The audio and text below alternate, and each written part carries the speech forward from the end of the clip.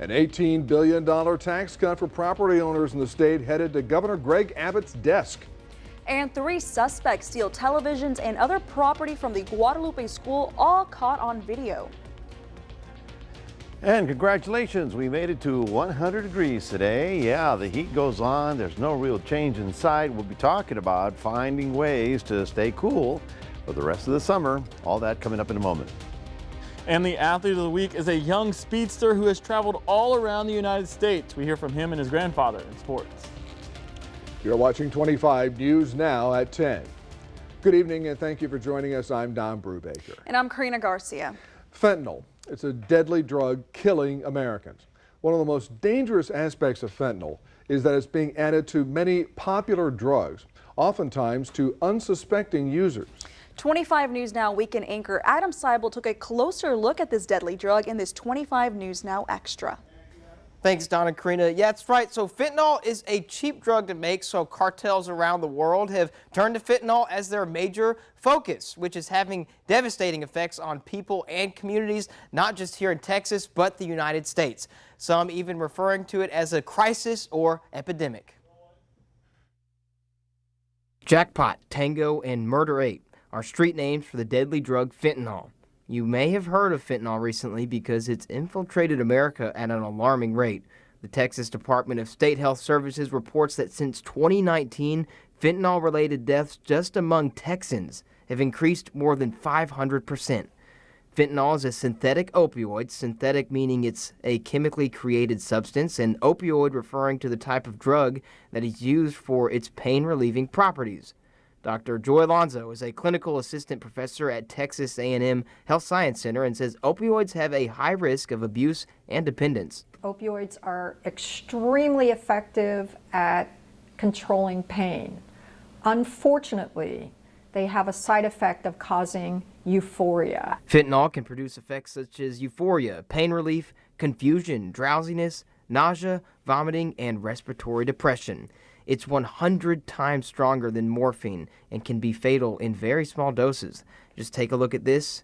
That amount that you see on the pencil tip is a potentially lethal dose. Fentanyl is extremely addictive, and it's not long before it's able to claim another victim, chasing a high they'll never reach again, causing tolerance and dependence. And if you stop getting it, you will then go through withdrawal. In the case of opioids, withdrawal is extremely uncomfortable. Not considered particularly life-threatening, but you will wish you were dead. In many cases, particularly in young adults, they'll purchase what they think's a Xanax, Adderall, or Percocet, when in reality it's a pill that appears to be a Xan, Addy, or Perc that's been cut with fentanyl. Popular apps like Snapchat and Instagram allow users to find dealers and then use apps like Cash App and Venmo, which allow them to pay their dealer over the phone. So this whole process has been streamlined and easier than ever to get illicit drugs, a nameless, faceless process. The days of actually shaking hands with your dealer, actually knowing who you're buying the illicit drug from, are over. These counterfeit tablets are extremely good replicas as well, so it can be difficult to even tell if what you got is fake or not. I've been a pharmacist for 40 years and I can't tell the difference. I know that the DEA guys tell me they can't tell the difference. And looking at a tablet, that's a game we play. Is this real or is this fake? It's not, you're not able to tell. Fentanyl is a major contributor to fatal and non-fatal overdoses in the United States, with 6 out of 10 illegal fentanyl tablets sold in the U.S. containing a potentially lethal dose. T. Michael O'Connor was the former sheriff of Victoria County and in 2020 was sworn in as the U.S. Marshal of the Southern District of Texas. So he and his team are fighting the fight against the cartel who traffic fentanyl across the border. And he says it all boils down to one thing: money. It's commerce. It's all about commerce. They care less of the consequences of their businesses. And so the cartel in China, as well as other Asian countries, are all in together for the business of trafficking humans and drugs. So why would drug dealers want to sell something that kills their customers? Because fentanyl is cheap to make and still yields a much greater profit margin, even with the occasional loss of a few customers. To them, it's not lives they're concerned about, but dollar signs. Even smaller towns like Goliad, whose population is under 2,000, is used as a stop to traffic in deadly drugs. Just ask Goliad Sheriff Roy Boyd, who sees it firsthand. Texas is being invaded. It's being invaded by cartel and organized crime, far worse than anybody realizes. These organizations, they have businesses throughout our communities. They've set up shop all throughout Texas, even in small jurisdictions such as Goliad. Chelsea Chancellor struggled with mental illness and addiction to fentanyl, overdosing multiple times, and is lucky to even still be here today to tell her story. I had walked down the stairs after snorting a pill, and once I hit the bottom of the stairs, that's when I collapsed. Naloxone, or commonly known as Narcan, is an easy-to-use medication that reverses an opioid overdose, saving countless lives and being one of the few but effective tools we have against fentanyl. You put it up the person's nostril, watch this. That's it. You just saved somebody's life. Chelsea's been clean and hasn't relapsed since becoming a mother, and looking into her son's eyes gives her hope. I see everything good that I was never able to do, if that makes sense. I see everything that my addiction took from me, and it gives me a sense of what I can get back that I thought was long gone. Many professionals that deal with fentanyl, like Dr. Alonzo and members of the high-intensity drug trafficking area, fear the problem will get worse before it gets any better, but they continue to fight the fight. There's been many a times that I have to encourage my personnel that, don't quit, don't quit, don't quit. Just believe that what we're doing and how we are, and I appreciate them so much that they're staying in the fight, even though most people would think it's so overwhelming, why bother? But we will continue to fight the fight. Texas has launched its One Pill Kills campaign to educate the public just how dangerous fentanyl is and to put a face to these victims in an effort to hopefully fight back against this deadly drug that's killing Americans. We checked with the Victoria Police Department, and they do confirm that they have naloxone or Narcan. That's the drug that reverses an overdose, so you can always call 911 in an emergency. We also checked with Walgreens, and they said most pharmacies do carry that, and in most instances, insurance does cover it. Don, Karina, back to you. Thank you very much, Adam. There is help for people battling a drug addiction. Narcotics Anonymous can be reached at 818-773-9999 or go to na.org. All right, let's take a first look at your forecast with First Warn Storm Team Chief Meteorologist Mac Perez. And Mac's been singing the song, not literally singing, but sun, here comes the sun, part 50. No, I was doing The Heat Is On. Oh, that one too, yes. Okay, yes. okay. Little Huey Lewis in the news. Anyway, the heat is on, folks. Look at that. These are the observed highs as of today. We did make it to 100 degrees. Everybody west of us was over 100. And this weekend, you're thinking, can it get much worse? And the answer is, I think it might. So we'll talk more about that coming up in a moment. Mac, thank you. A massive border is being installed this week along the Rio Grande River in Eagle Pass, Texas. It's part of Governor Abbott's $5 billion border security plan that he said is already making an impact in slowing down illegal crossings. But critics say the floating wall is creating a humanitarian concern. We're getting our first look at the marine barrier going up along the river here in Eagle Pass. DPS tells us this stretch of buoys will go around 1,000 feet downriver. That's the equivalent of 3 football fields. And tonight, DPS is telling us this will help stop migrant crossings in this area, while some critics are calling them drowning devices. Trapped behind the tangled razor wire lining the river in Eagle Pass, this group of Venezuelans just crossed into the U.S. and now must find the break in the man-made barrier to turn themselves over to Border Patrol custody. It's a sight all too common along the southwest border. Some of the migrants that do come across, they see the wire, they're very determined to get across no matter what. And the reason behind it is because a lot of them have friends or family that have made it across. They know to go to a specific area and look for Border Patrol. The razor wire air, shipping containers, and more boots on the ground. All part of Governor Abbott's billion-dollar plan to amp up security along the Texas border. And now, This is another added layer of defense. a floating border wall. It's a barrier, so it's a barrier to keep people out. It makes it more challenging for anybody trying to scale it or to go under it. Our team rode along with Texas DPS to a restricted area of the river where the floating wall is now going up. So now having this barrier in the middle of the river will hopefully deter some of these migrants that want to make it across the river where it's very dangerous and prevent some of the drownings that are taking place. What Greg Abbott is proposing, or what he intends to put out in that water, are drowning devices. Critics like Democratic Congressman Joaquin Castro say the floating wall creates a bigger humanitarian concern. Those things are going to force people to drown. There is no reason why anybody should want to cross that river. They should go to the port of entry where it's safe, where it's humane, where they can seek asylum as opposed to risking their life crossing the river. DPS tells us once these buoys are installed here in Eagle Pass, they're going to monitor how effective they are before considering placing these marine barriers and other parts along the southwest border. All right, well, property tax relief, yes, an $18 billion tax cut for property owners in the state headed to Governor Greg Abbott's desk. The Texas Tribune reports a cheer went up on the chamber's floors upon the passage of the three bills that comprise the package. Senate Bill 2, which details the proposed property tax cuts, Senate Bill 3, a franchise tax relief bill, and House Joint Resolution 2, a constitutional amendment required to authorize the tax cuts. Governor Abbott said he will sign the legislation. This morning about 6:15, Victoria PD Special Crimes Unit and the VPD SWAT team executed a search and arrest warrant at a residence in the 1900 block of Lawndale Avenue. 2 handguns and illegal drugs were found.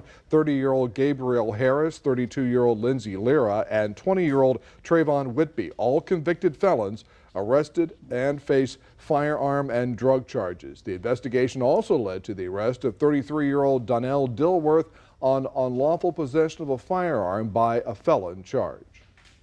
Authorities in Jackson County have released the name of a jailer arrested Wednesday. The Jackson County Herald Tribune reports 58-year-old Donald J. Morris is accused of having an improper relationship with an inmate. He was employed as a jailer at the Jackson County Jail for 7 months. The Texas Rangers are investigating the case. Morris faces charges of violating the civil rights of a person in custody and improper sexual activity with a person in custody. Bond was set at $75,000.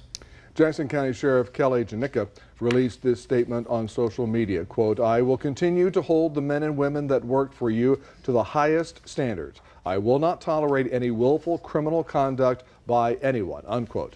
25 News Now has requested a copy of the arrest warrant and Morris's mugshot. Victoria County Sheriff's Office investigating a burglary at the former Guadalupe Elementary School at 1950 Guadalupe Road. Wednesday night around 10:20, 3 suspects entered the building through a window they broke and stole televisions among other property. Anyone with information can call the Victoria County Sheriff's Office at 361-575-0651, and you can call Victoria Crime Stoppers at 361-572-4200. Adam Seibel gathered his story with filmmaker Charlie Min, who has a new documentary on fentanyl coming out soon. Here's the trailer to that film.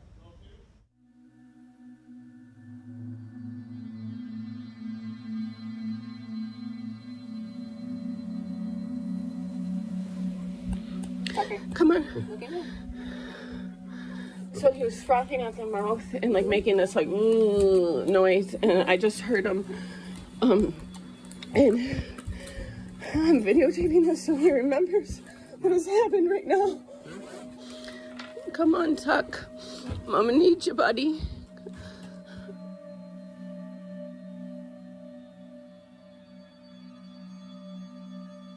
Tucker's first fentanyl poisoning. When I found him, his phone was laying there on the ground, and I recorded him because I wanted him to see like how awful and scary that is. I said, like, Tucker, this is why you can't do drugs. It's a silent fight. So many people are fighting silently.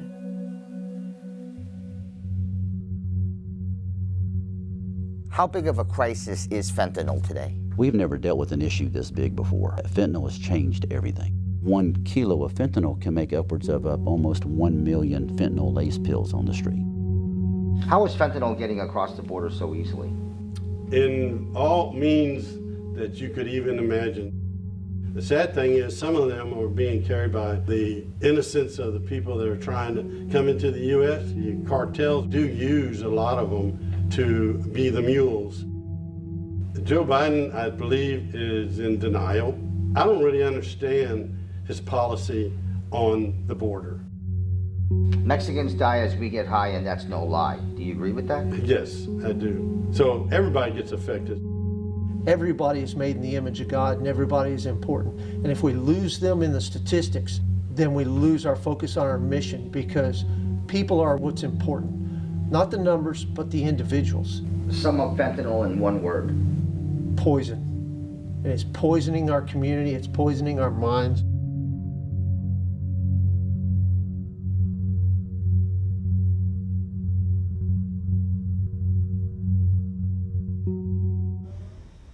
And Adam's story tonight on fentanyl will be on our website, crossroadstoday.com. And remember to subscribe to our YouTube channel, Crossroads Today. Hit the like button and click the notification bell. Then on YouTube, you'll get Crossroads Today. Stay with us. Coming up on 25 News now at 10, millions of children across 8 states could miss out on food assistance if state leaders don't act by Friday. Also ahead, the union representing roughly 160,000 actors voted to go on strike today.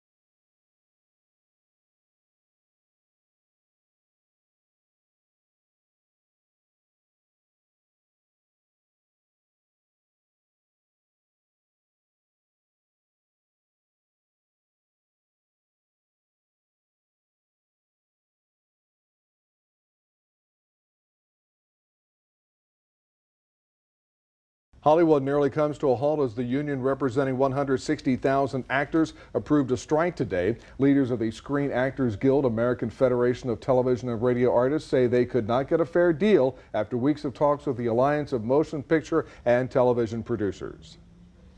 Nearly 5 million children in 8 states could lose extra funds for food unless their state officials sign up for a federal relief program by Friday. Texas has not joined the Pandemic Electronic Benefits Transfer Program, which provides $120 over the summer to families whose kids qualify for free or reduced price meals or attend schools in low-income areas. And this is going to bring us to your viewer poll tonight. Scan that QR code on your screen to vote. The question is, do you rely on food assistance programs over the summer? Yes or no? According to these results, 11% are saying yes and 89% stand at no. Thank you for voting tonight. Lisa Marie Presley died of complications from bariatric surgery she had several years ago. Authorities say the January 12th death at age 54 of the singer, songwriter, and heir of Elvis Presley was from natural causes due to effects of a small bowel obstruction. Well, good evening, everyone. It's 84 degrees at this hour of the night. Rather warm, wouldn't you say? We got up to 100 today. Congratulations. That was our high temperature. It is close to the record, but not quite the record. Is there any real change in sight? And the short answer is no, but we got to talk about what's going on with our atmosphere so that we can best deal with it. We'll have all that coming up in just a moment. And we have about 2 hours of extended interviews from Fentanyl Crisis on YouTube. You can find them through crossroadstoday.com as well.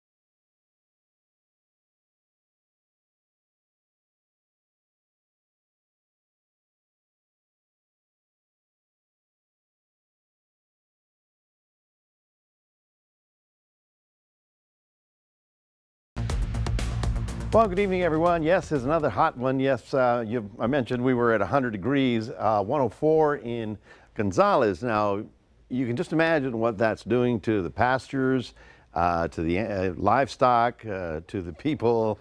It's tough. It's tough, and there's not a lot of relief in sight. In fact, somebody said, what would it take to get, a nice little tropical storm through here to blow this thing away? And I'm going, nothing, because the tropical storm would be going around it and probably not through it. So that was just wishful thinking there for a moment.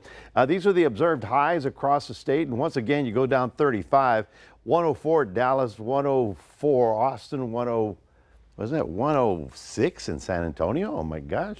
109 in Laredo.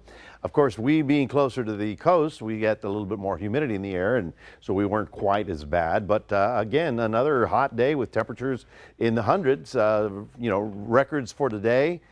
Places like Phoenix only got down to 95 degrees as the low temperature last night.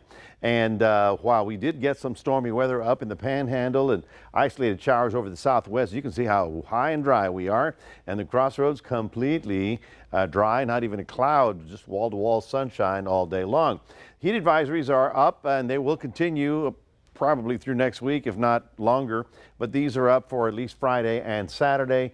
Just again, whatever you've done to survive so far, we just got to keep doing it. It's the middle part of the day when you're doing strenuous activity. That's the hardest part because you're going to perspire a lot. But as I mentioned, this heat wave number 2, which is this one, is wider, longer, and I guess meaner, because now it's going from Jackson, Mississippi, all of Texas, all of the Southwest, all the way to the West Coast. So places like Portland, Oregon are having record high temperatures as well. And as we have been mentioning, right about here in Death Valley, the forecast for Saturday is still at 129. So could see 130 easily if you just blink. The dome is still on top of us. It's not doing any signs of changing. The dome is essentially over the southwest today and tomorrow. By the time we get to Saturday and Sunday, Sunday, Monday, it should be stretching out a little bit over Texas. That's why I'm thinking we may go up a notch or two in the temperature department. I know you didn't want to hear that, but let's talk about something else other than heat, okay? Here's the west coast of Mexico. This is the Pacific Ocean. Because of El Nino, which is a warm Pacific, okay? Just say the warm phase of the Pacific. These waters are warmer than they normally are, and so it's going to be very active here. But this one is Calvin. Calvin is moving away, will likely become a hurricane. You can see it right about there, Category 2, before it gets into cooler waters and then begins to fall apart. I don't believe that it will go to Hawaii, but it's generally in that direction. And as you know, Hawaii is a tiny little bitty island in the middle of the Pacific. Having a 94 for a high tomorrow in Port Lavaca and in Cuero, getting up to 99. We're all going to be at or approaching the 100-degree mark all the way through the weekend. And then, like I said, Tuesday, Wednesday, Thursday, we may just go up a degree or two because of the pressure that's going to be on top of us. That's the hot weather facts. We've got this QR code. We'd love for you to scan that and put Crossroads Today on your cell phone. And now here's Gino with traffic. With traffic, we move with sports. Well, we got less than 24 hours till Tappers Crab 6, and that event may cause some traffic. That's coming up after the break.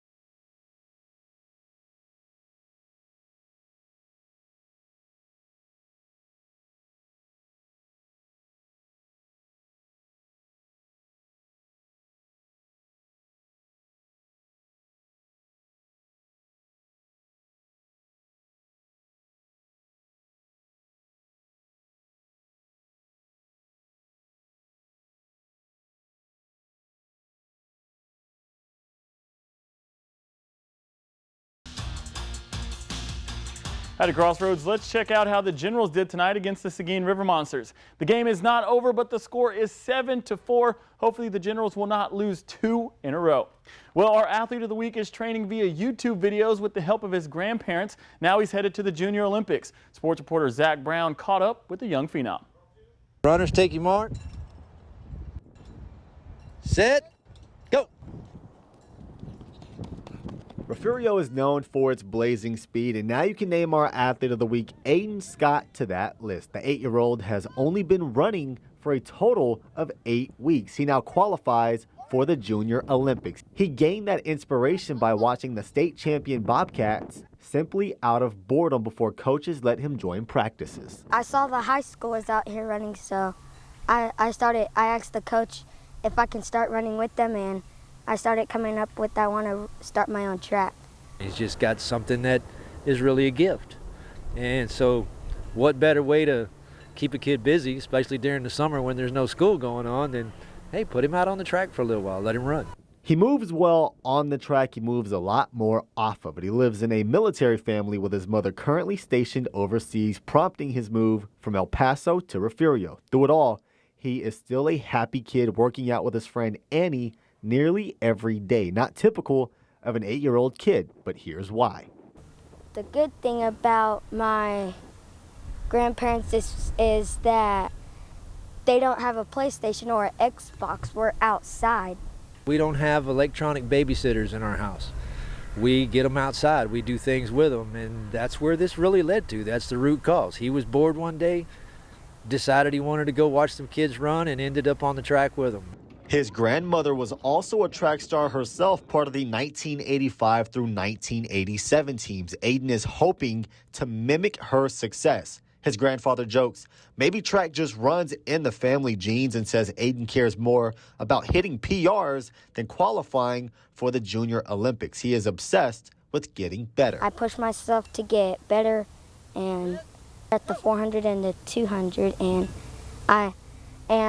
I do strength to get my legs stronger, and I push myself harder to get stronger and better. For Des Moines, Iowa at the end of the month. And excitement is building as fighters attended weigh-ins and face-offs today. A total of 24 fighters were in attendance, and they mugged and posed for cameras. They all shook each other's hand and showed respect. That is, fights start at 7 with the doors opening at 5:30 at the Victoria Community Center. That's your sports. Don and Karina, back to you. All right, Gino, stay with us. Coming up on 25 News now at 10. We'll take a last look at your weather. Plus, a 90-year-old man nearly finished his journey to walk around the world.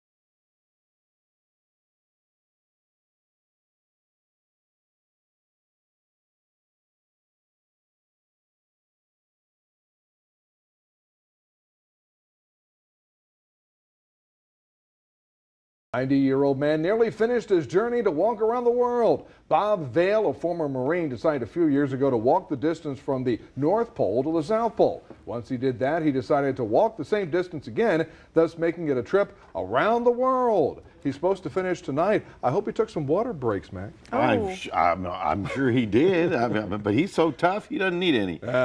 You know. Is this where they got the movie Forrest Run, Forrest Run? You know. Oh, okay. Forrest Gump. That's all I have to say about that. Pretty, because it's a box of chocolates. Anyway, good folks, there's not a lot of change in your forecast. It's going to be hot. We have heat advisories. Do be cautious out there in the midday sun. Whatever you need to do it early in the morning or late in the afternoon, and certainly keep your appliances at a minimum during the middle of the day. Mac, thank you. A group of Florida hunters that go by the name Glades Boys captured a 19-foot-long record-breaking python this week. A 22-year-old found the invasive snake in the Big Cypress National Preserve. They brought the snake to the conservatory where it weighed at 125 pounds. That's a big boy right there. 18 feet 9 inches. I'm glad I'm just seeing video of that and not. Oh, yeah. How do they wrestle it onto the boat? That's what I want to know. The Glade Boys Carefully. do their thing. 1 inch at a time. That's right. One step at a time. All right. Well, thank you for joining us for 25 News Now at 10. Join Carolina Astroin, meteorologist Trey Mining. 25 News Now sunrise starting at 5 a.m. Good night, everybody.